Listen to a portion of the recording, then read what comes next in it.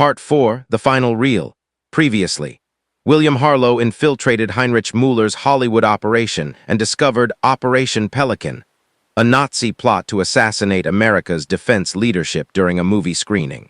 With Victoria Sterling's help, Harlow killed Müller and stopped the attack, but Sterling's warning that it's never really over proves prophetic. 3 days after Heinrich Müller died on a fake Berlin street, I was back in my office trying to pretend that life had returned to normal. The newspapers were calling it the biggest counterintelligence coup of the war. The FBI was taking credit, the Army was taking credit, and somewhere in Washington, politicians were probably taking credit for taking credit. Me. I was just trying to forget the look in Müller's eyes when he died. I was working on my third bourbon of the morning when she walked into my office. Not Victoria Sterling this time, but someone who looked familiar in a way that made my hand drift toward the 38 in my desk drawer. She was maybe 25, with red hair and green eyes and the kind of figure that belonged in a movie magazine. She wore a simple black dress and carried herself like someone who'd been trained to handle trouble. What made her familiar was her voice. "Mr. Harlow, my name is Catherine Carter. I think you knew my brother, Agent Carter, the FBI man who'd saved my life and died for his trouble." "I'm sorry for your loss," I said and meant it. "Thank you." She sat down in the chair that had been occupied by too many dangerous women lately. "Robert left something for you, something he said was insurance." She reached into her purse and pulled out a small metal film canister, the kind used for 16 movies. "He said if anything happened to him, I should bring this to you." "What's on it?" "I don't know." Robert was very secretive about his work. She placed the canister on my desk. "But he said it was important enough to kill for." I picked up the canister and felt its weight. Whatever was inside had cost Agent Carter his life, and probably would cost me mine if I wasn't careful. "Miss Carter, did your brother ever mention Operation Pelican?" "No, but he did say something about a raven that wasn't really dead." She leaned forward. "Mr. Harlow, I think Robert discovered something that went beyond the Nazi spy ring." Before I could ask what she meant, my office door opened and Victoria Sterling walked in. She took one look at Catherine Carter and her hand moved inside her jacket. "Miss Carter," she said, her voice flat and dangerous. "I was wondering when you'd surface." "Hello, Victoria, still playing the mysterious government agent. Still playing the innocent sister." I looked back and forth between them, feeling like I was watching a movie where someone had forgotten to give me the script.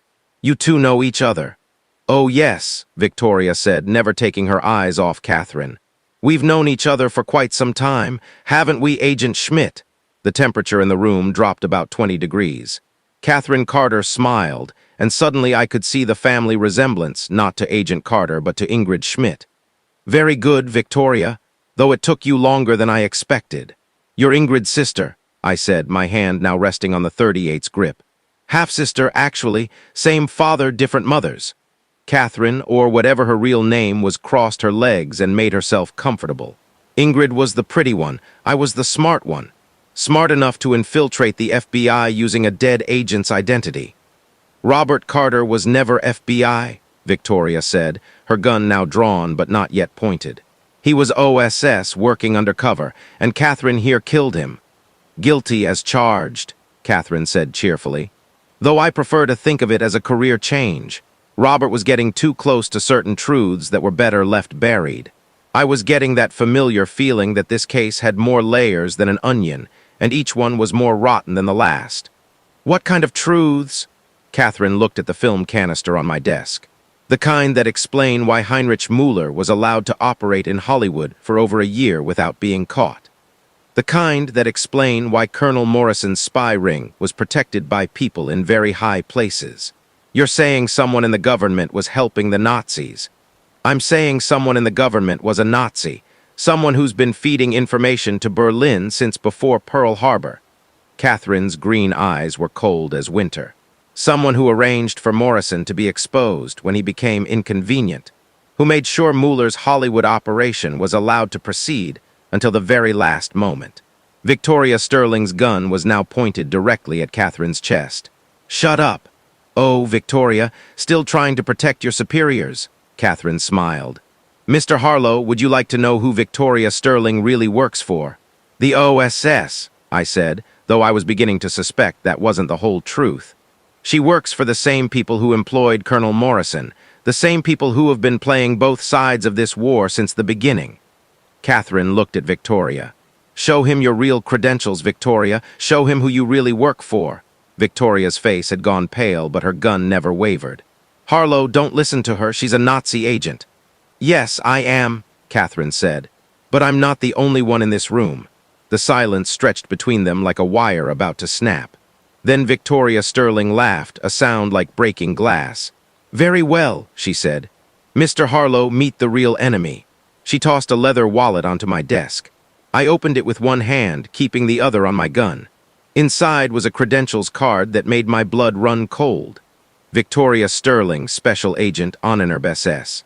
The Ahnenerbe was Hitler's occult research division, the Nazi organization that investigated supernatural phenomena and ancient mysteries. And Victoria Sterling wasn't just a member. According to her credentials, she was a department head. "Surprise," Victoria said, her accent now distinctly German. "Though I prefer my American identity. Victoria Sterling sounds so much more glamorous than Victoria Steiner, don't you think?" I pulled out the .38 and pointed it at her, though I kept Catherine in my peripheral vision. "How long have you been working for the Nazis?" "Since 1938. I was recruited while studying archaeology at Columbia University." Victoria was completely calm despite having two guns pointed at her.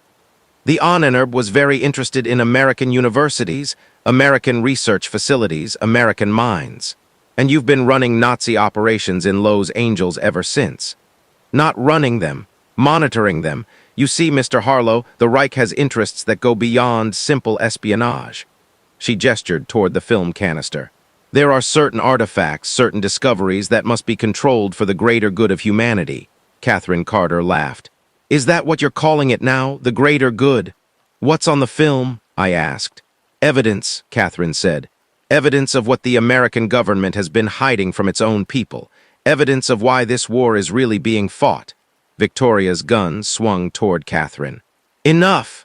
Evidence of what happened at Roswell in 1941. Evidence of the crashed object the Army recovered. Evidence of the technology they found inside." Catherine smiled. "Technology that doesn't belong to any nation on Earth." The room went dead quiet. Outside, Los Angeles traffic hummed along. People went about their normal lives, unaware that in a third-floor office on Cahuenga Boulevard, the world was about to change. "That's impossible," I said, but even as I said it, I was thinking about all the impossible things I'd seen in the past 2 weeks. "Is it?" Victoria asked. "Why do you think the Germans were so confident about winning this war? Why do you think they believed they could take on the entire world?" Her smile was cold as Arctic ice. "Because they knew what the Americans had found, and they knew the Americans were too frightened to use it. But the Nazis weren't frightened. The Ahnenerbe has been studying supernatural phenomena for decades. We understand that there are forces in this universe that transcend national boundaries." Victoria's voice took on an almost religious tone. "What crashed in the New Mexico desert in 1941 wasn't built by human hands." Catherine nodded. "The American government recovered the craft and 3 bodies, beings from somewhere else, somewhere far away. And the technology? Revolutionary, propulsion systems beyond anything we've ever imagined, energy sources that could power entire cities, weapons that could end wars instantly." Victoria's eyes gleamed. "Technology that could reshape the world. Or destroy it," Catherine added, "which is why certain elements in both governments decided it was too dangerous to use." I was beginning to understand.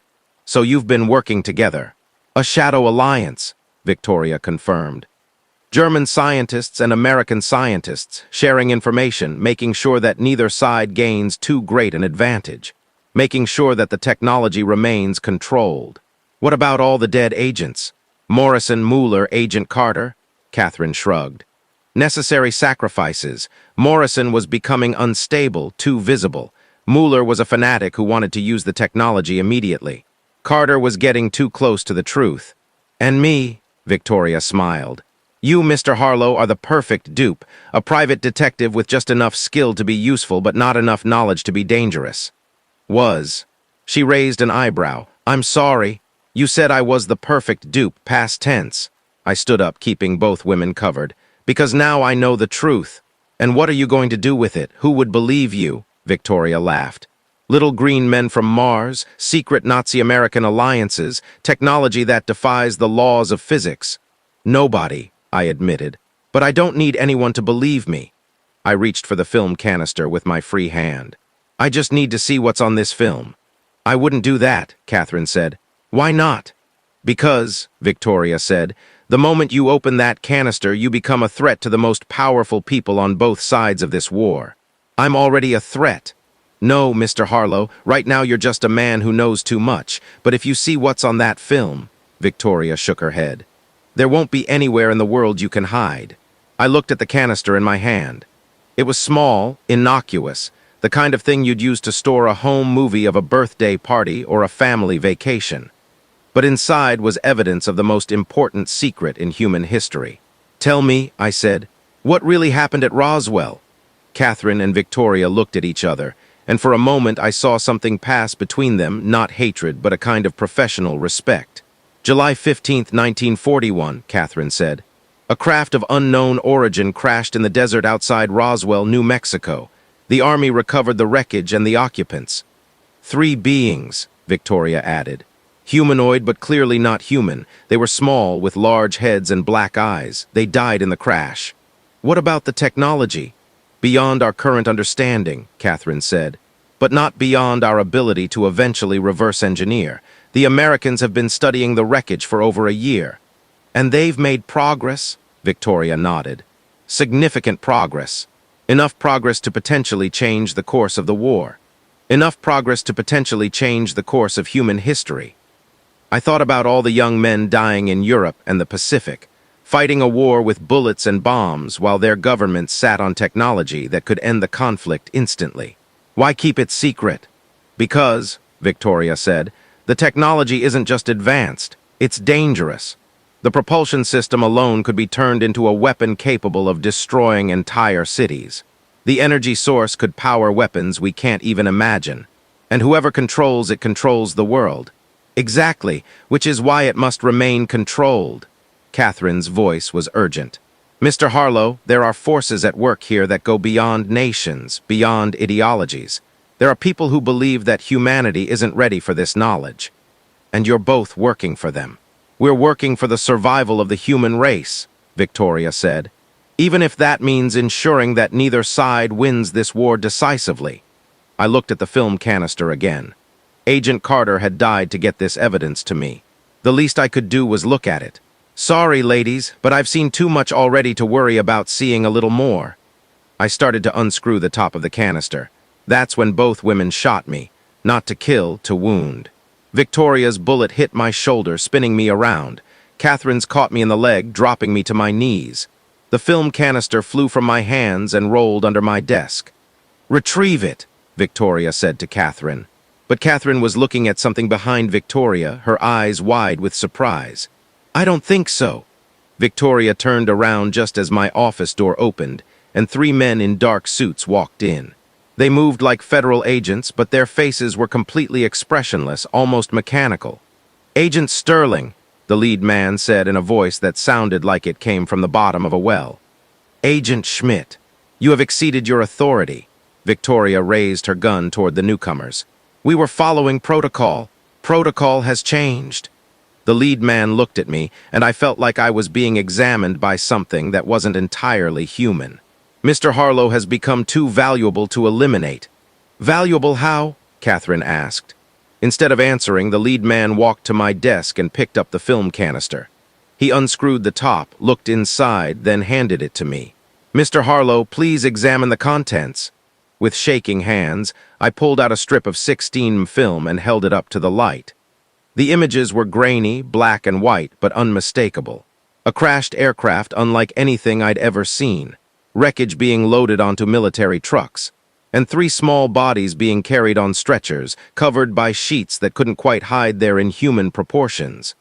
"My God," I whispered. "Mr. Harlow," the lead man said, "how would you like to help us keep this secret?" I looked at Victoria and Catherine, both of whom were now as pale as ghosts. I looked at the 3 expressionless men in suits. I looked at the film strip in my hands, evidence of the most important discovery in human history. "What kind of help?" I asked. The lead man smiled, and for just a moment his face looked almost human. "The kind that pays very well and comes with excellent life insurance." 2 hours later, I was sitting in the back of a black government car, heading toward an airfield outside Los Angeles. Victoria Sterling and Catherine Carter sat across from me, both of them now apparently working for the same shadowy organization as the three expressionless men. "Where are we going?" I asked. "New Mexico," Victoria said. "There's something you need to see. The crash site, among other things." Catherine looked out the window at the passing desert. "Mr. Harlow, you're about to become part of the most important secret in human history." Lucky me. The lead man, who had introduced himself only as Mr. Smith, turned around from the front seat. "Mr. Harlow, what we showed you today was only the beginning. There have been other crashes, other recoveries. The 1941 incident was simply the first we were able to document completely. How many others? 7 confirmed crashes since 1938, dozens of sightings, hundreds of encounters." Mr. Smith's voice never changed tone. "We've been studying them, learning from them, preparing for the day when they return in greater numbers." "Return?" Victoria nodded. "The beings who crashed at Roswell weren't explorers, Mr. Harlow. They were scouts, advance agents preparing for something larger. An invasion?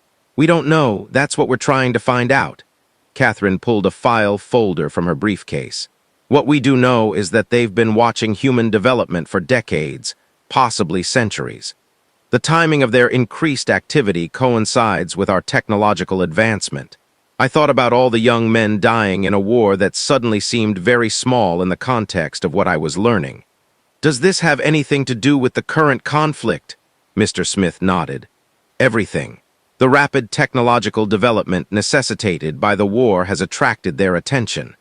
Radar, jet engines, atomic research, all of it has made Earth visible to them in ways it never was before. Which is why," Victoria added, "it's essential that neither the Allies nor the Axis gain too significant an advantage. A decisive victory by either side could trigger a response from them."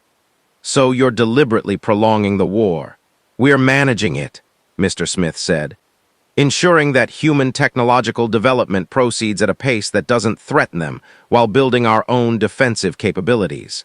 The car pulled into a military airfield where a transport plane was waiting. As we walked toward the aircraft, I had one last question. "Mr. Smith, what happened to the real Agent Carter?" For the first time, Mr. Smith's expression changed. Just slightly, but enough to make him look almost human. "Agent Carter discovered something he shouldn't have, something about the true nature of our organization." He paused at the foot of the aircraft steps. "He learned that we're not entirely human ourselves." The revelation hit me like a physical blow. I looked at Victoria, at Catherine, at Mr. Smith and his 2 companions. Now that I knew what to look for, I could see it, the slightly too perfect features, the mechanical way they moved, the eyes that seemed to look through you rather than at you. "You're them," I said. "You're the beings from the crashed ships." "Some of us," Mr. Smith confirmed. "Others are humans who have been modified to work with us more effectively. The distinction becomes less important over time." Victoria Sterling smiled, and I saw that her teeth were just a little too white, her skin just a little too perfect. "Welcome to the Shadow War, Mr. Harlow, the real war, the one that will determine whether humanity survives its own advancement." As we climbed into the transport plane, I thought about all the impossible things I'd seen, all the secrets I'd uncovered, all the lies I'd been told. In 2 weeks, I'd gone from a simple private detective to a player in a game whose rules I was only beginning to understand. The plane's engine started, and we taxied toward the runway. Through the window, I could see Los Angeles disappearing behind us, the city lights growing smaller until they looked like stars. "Mr. Harlow," Catherine said as we climbed into the night sky, "forget everything you thought you knew about this war. Forget everything you thought you knew about the world." I looked at the film strip still clutched in my hand, evidence of a truth too big for most people to comprehend. "What do I need to know?" Mr. Smith leaned forward, his inhuman eyes reflecting the cabin lights. "You need to know that the real enemy isn't Germany or Japan or any human nation. The real enemy is the future itself, and whether humanity is ready for it. The transport plane carried us east through the darkness, toward secrets buried in the New Mexico desert, toward a truth that would change everything I thought I knew about the world.